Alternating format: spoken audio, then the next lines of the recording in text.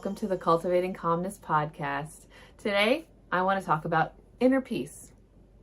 What exactly is inner peace? How do we get there? How can we accomplish that task? Is it even possible? And I think that it can be, and it is an active choice sometimes that you have to make, and you have to be an active participant in being able to find your inner peace. So what exactly is inner peace? Depending on what article you read or what source you look up, inner peace is generally defined as some form of deliberate state of psychological and or spiritual calm, despite being in the presence of or the potential for some kind of stress or stressor or stressful situation. So many of us have probably been in that type of situation where we are among stress and we don't have a choice in the matter, whether that we're there or that the stress is part of our lives. And sometimes those stresses are little, and sometimes those stresses are huge. And what do we do about that? Well, the idea of inner peace is not that you get rid of all your stress completely, although you could theoretically be able to do that. But when you cannot get away from stress and you cannot change other people and change your circumstances, there are choices that you have to make to be able to find that peace within yourself. And that peace within yourself is really going to help in your healing and being able to improve your life in some way. There are probably many ways that if you are listening or watching, that you probably would like to heal in your life today. I know personally, I have many ways that I would like to improve my life and heal. And part of that is consistency. It's being an active participant in that process. It's acknowledging what isn't exactly right or good or where you would like to be and finding the way to get there.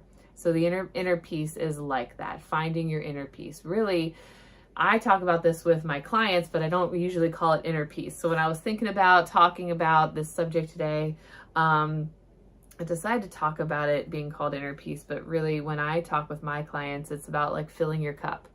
What is going to bring you that sense of self and awareness and calm and joy so that you can do the things that you need to do in life. And I know I've talked about finding the ability to fill your cup here on this podcast before. So I didn't want to, talk about the same subject, but part of finding your peace is filling your cup, right? If you are healthy, your cup is already being filled. It may not be completely filled. So if you are physically unhealthy, mentally unhealthy, spiritually, unhealthy or unwell, you're losing through your cup. It's like we poked holes in your cup, right? So we're trying to fill those holes, fill the gaps, heal, make it whole again, and continue to fill that up so that you can pour out to others if you need to, pour more into yourself in the things that you're doing if you need to.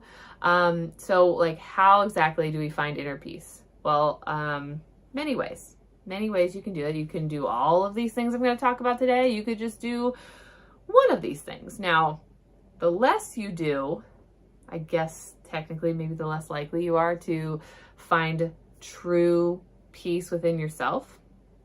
But really, when you think about finding peace, it's a level of acceptance of what is.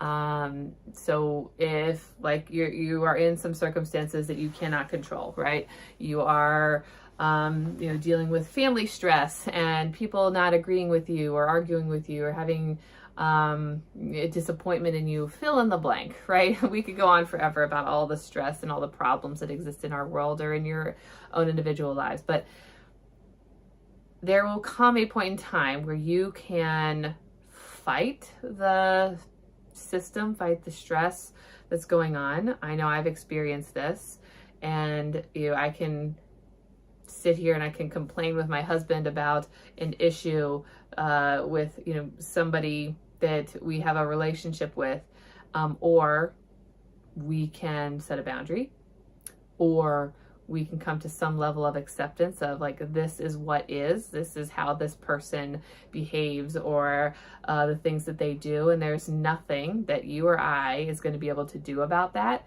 And so at that point, if we've accepted that, we have to make a choice. Are we willing to continue that relationship? Do we maybe need to set some boundaries or some limits within that relationship to protect us, right? That is going to protect our peace. Being able to accept what is, because we can't change other people. It's not something within my control to change you. Right? I can set limits, and maybe that will cause you to make a decision to change, but I cannot make you make the change. And if you drink alcohol and I have a problem with that, and I don't want you around, or I don't like that you're doing it, I might have to set a limit. Hey, you're not allowed around me, or I won't be around you if you are drinking. I can't make you stop drinking, so I started to say you're not allowed around me. I can't stop you necessarily from coming to see me, but I can stop myself from coming to see you.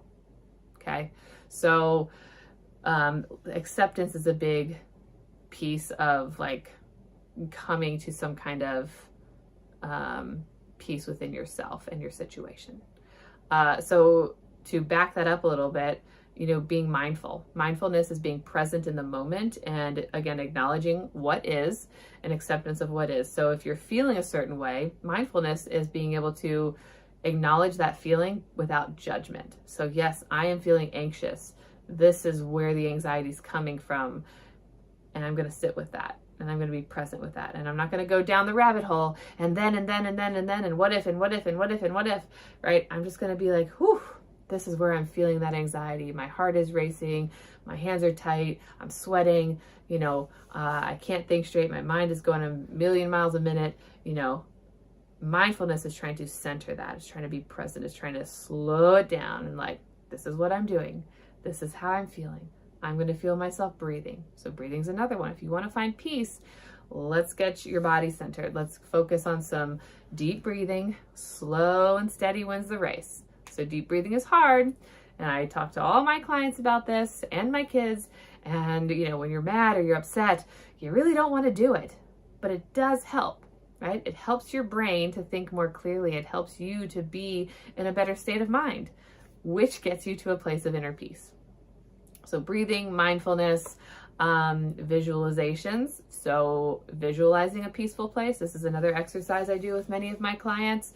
I've done this exercise myself. I've heard many clients and them describe their peaceful places.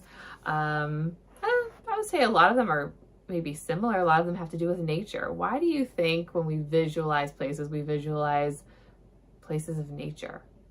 Well, because nature is grounding, right? Nature is a positive influence on us, whether we're talking about like Alaska and the snow, or we're talking about the desert, or we're talking about the beach or the mountains.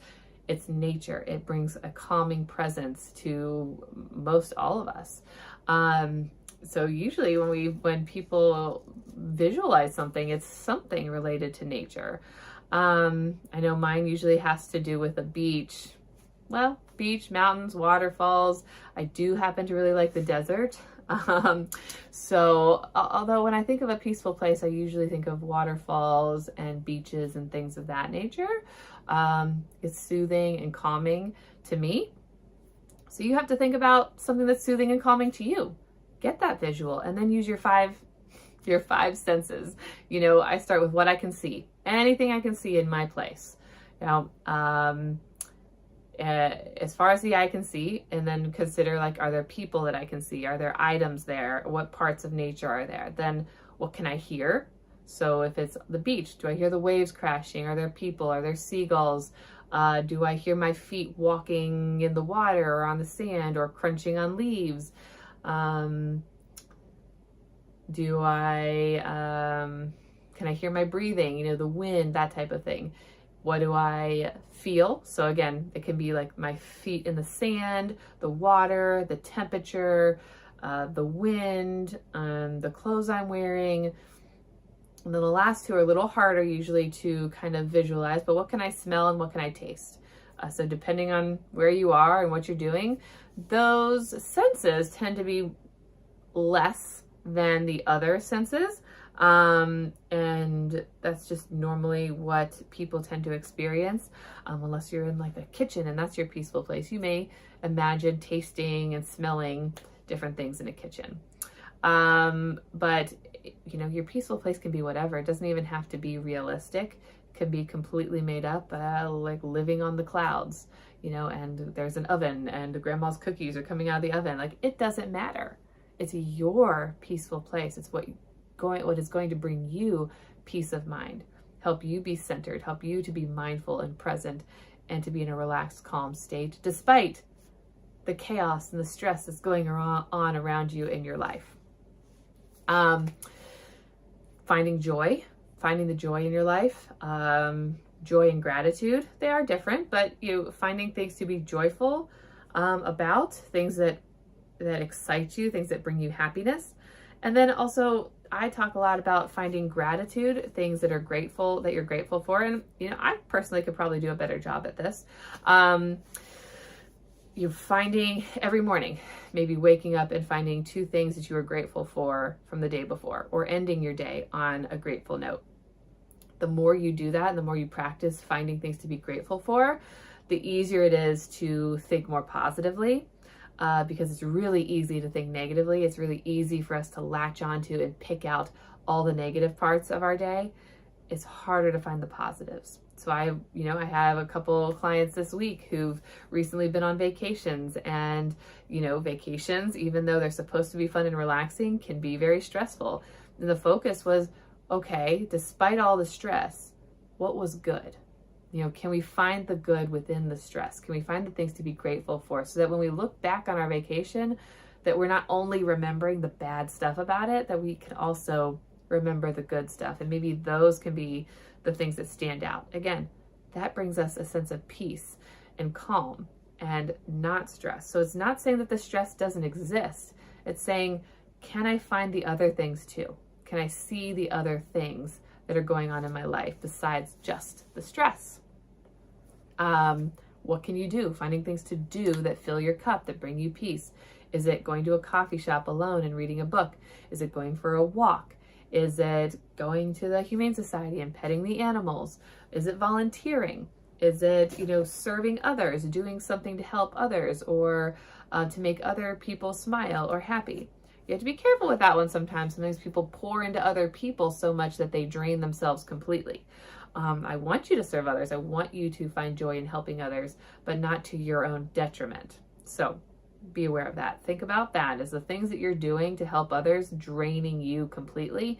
If so, you might need to take a step back from some of that for the time being, until you have gotten yourself into a healthier, better, more peaceful state of mind, and a peaceful place, and more healed place for you. Let's see.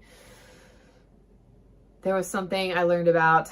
I guess I've known about it. I didn't know the person that created it, but it's called ACT, A-C-T. And this was kind of thought of or researched by the researcher on self-compassion, Kristin Neff. And ACT stands for acknowledgement. So A for acknowledgement. So acknowledging what is, acknowledging what you're feeling, what's going on, the facts of the matter. Then connecting, which is that recognition that you are not alone, that there are others out there just like you, experiencing similar things as you, connecting to that piece of you and the world. And then T for talking kindly to yourself, and being more positive to yourself. We have the tendency to beat ourselves up. How could you do that? You're so stupid. What a terrible person. You're so wrong, etc., etc., etc. We could talk all day long about the negative things we say to ourselves, but do you ever say something positive to yourself? Hey, good job. Woo, you didn't yell. Oh, that felt much better reacting that way. Ooh, okay. That turned out much better than I thought. Oh, I did a really good job there. Oh, that wasn't as hard as I thought it was. Being positive can go a long way. And I'm not saying you have to lie. I don't want you to lie. If you have a struggle with self-image, I'm not going to tell you to go look in a mirror and say, hey, beautiful, because you're not going to believe that. If you don't feel beautiful to begin with, telling yourself a lie isn't going to make you believe it. Now, some people believe different than me, and you are more than happy, more than welcome to disagree with me. I have found that it's more helpful to be honest with yourself. So maybe you don't think you're beautiful, but maybe you like your hair or your eyes or your nose or your toes or whatever. I bet there's one thing you could find about yourself that you do like, and then we will focus on that, and we will embellish that, and we will make that part of yourself look good. So that when you do look in the mirror, you can say, I really like my hair, right? And if that's the only thing you like, okay. If doing your hair then every day is going to make you feel good about yourself, then that's what I want you to do. I want you to do your hair every day, right? You could be wearing the crappiest t-shirt ever, but if you did your hair and it makes you feel good, then that's what I want you to focus on, right? So doing things that are going to boost you up and make you feel good and acknowledging the positives in your life are going to be a big step in the right direction. Another thing that comes up commonly with my clients and people that I talk to, it's like, what you can and cannot control often turns into a conversation about that's a them problem, not a you problem, right? So you set a boundary with somebody and they're going to react. They're not going to be happy with you. That's a them problem. That's not a you problem. Your problem is, how do I deal with that reaction? Do I ignore it? Do I set another boundary? If I'm doing what's best for me and my peace and my well-being, whatever is going on over there is on them. I can't control that. So if they are hurt by something that I've said or something that I've done, we can get into the minutia of that, which we're not going to on here. Because maybe you could have said something wrong or hurtful, but still a person's reaction is a person's reaction. It's theirs, not yours, not your problem. Now, if you have a relationship with that person, you may have to, have better communication and try to work that out. What I'm focusing on is, if you set a boundary and you say, hey, we're not doing that, and they don't like that answer and they feel hurt or offended by that, what I talk to people about is like, that's something they have to work on. What you have to work on is you. Why you set that boundary, how it's going to benefit you, what joy or what peace it's going to bring to your life. And the them piece is going to have to work itself out, whether that's through your boundaries or distance or them changing something, et cetera, et cetera, et cetera. And whenever I say that, I think of The King and I. So if you've ever watched The King and I, you know what I'm talking about. I think I covered many of the things that I wanted to get to when I talk about that. Finding your peace is being truthful, about the circumstances. So it's not embellishing, it's not minimizing, it's not blowing things out of proportion. It's just saying like, this is what is. These are the facts. Right? This is what happened. This is how I'm feeling. This is what I can expect to happen. But we're not going to go down that rabbit hole of all the what ifs. It's just, this is the truth, right? So when you say, I'm stupid, I want to say, well, what are the facts? How do you know you're stupid? And how do you know you're not stupid? And which one's going to be more honest? Which one's going to tell you the truth? Which one is going to get you the more accurate statement? Oh, well, no, maybe I made a stupid mistake. Maybe I made a stupid choice. I am not stupid. That happens.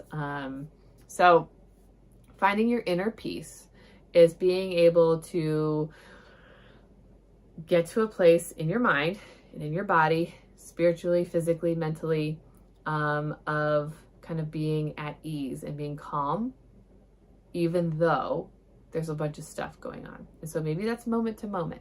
Maybe it's not an all day, a whole life thing. Maybe it's just, I need to find some inner peace right now because everything else around me is chaotic. See if you can practice that this week. Maybe right now. Practice finding some inner peace for yourself, despite whatever else is going on. And does that moment or few moments of peace brighten your day, make it easier to handle the situations that are going on? Hopefully it does. Let me know in the comments. Message me. Tell me what you think. Thank you for joining me today, and I will see you again next week.